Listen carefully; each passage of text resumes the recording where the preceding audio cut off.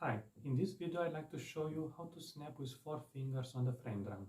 This is something that hasn't been talked about too much on YouTube, so I'm not gonna cover the basic technique for snapping, because I assume you may know that already, but I want to show you how to snap with all 4 fingers.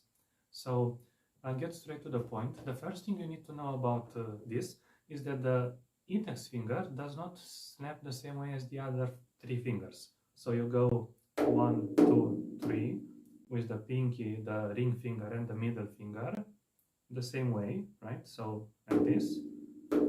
But when you get to the index finger, you go the opposite way, the opposite direction. So the index finger goes on top of the middle finger and goes like this, right? If you try to snap with the index finger the same way as with the others, like this, you will see that you don't have too much power and it's hard to reach the edge of the drum because you're too high, you know? But like this, it's very easy. So, right? Once you know this, all you need to do is to practice and you'll be able to get it. It's not as easy as snapping with, for example, these 2 fingers. This is pretty easy. If you know how to snap with 1 finger, you probably can easily snap with the ring finger and the middle finger, you know? But when you try to snap with all 4, you may find it difficult at first to have evenly spaced strokes like this, you know?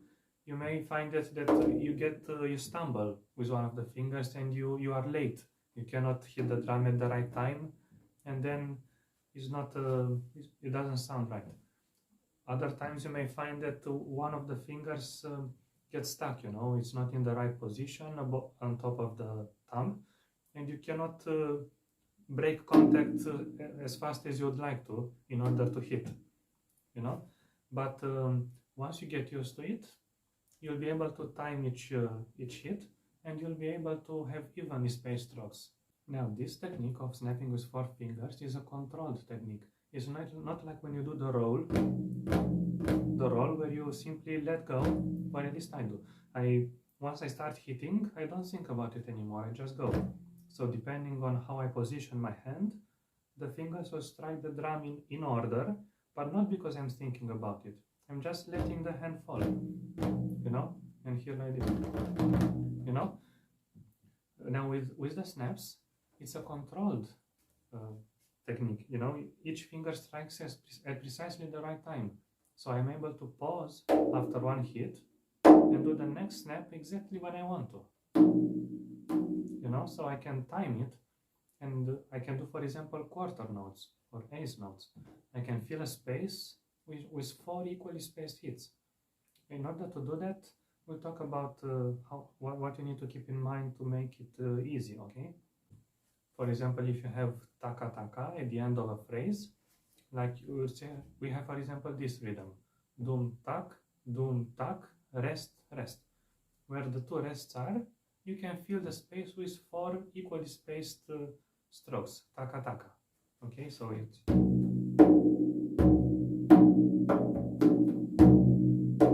right.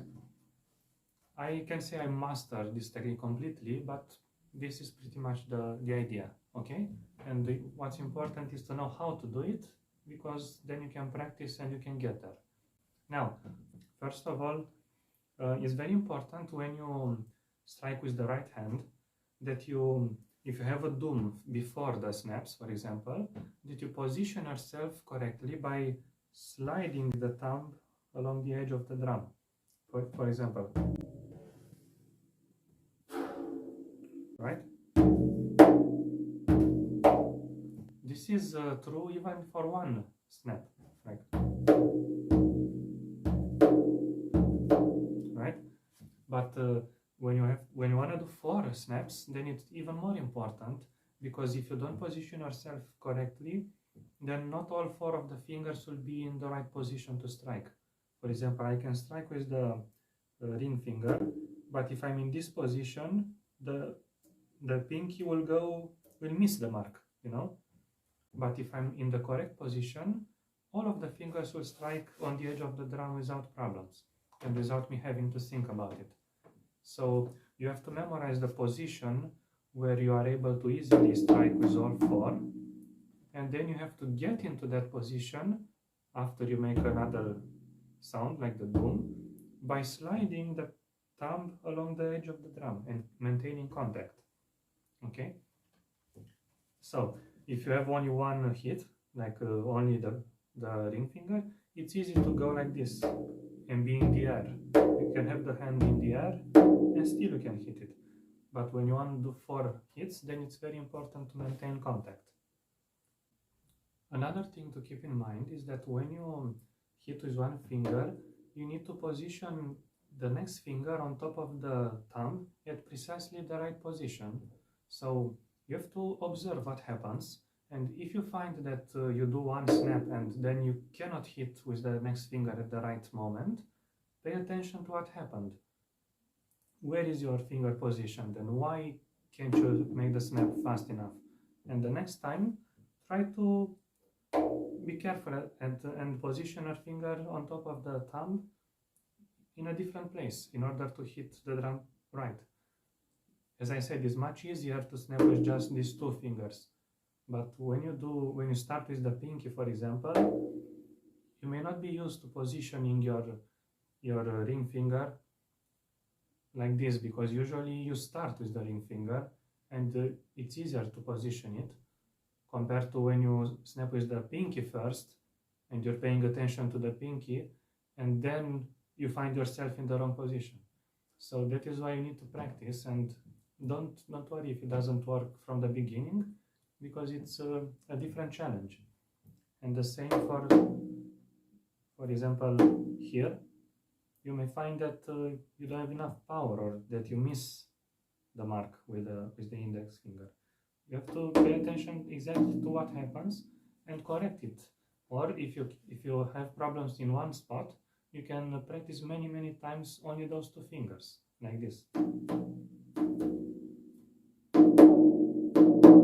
know, and try to get all of the hits to have the same power, because once you have equal power in all the hits, then you can control it and you can even change it.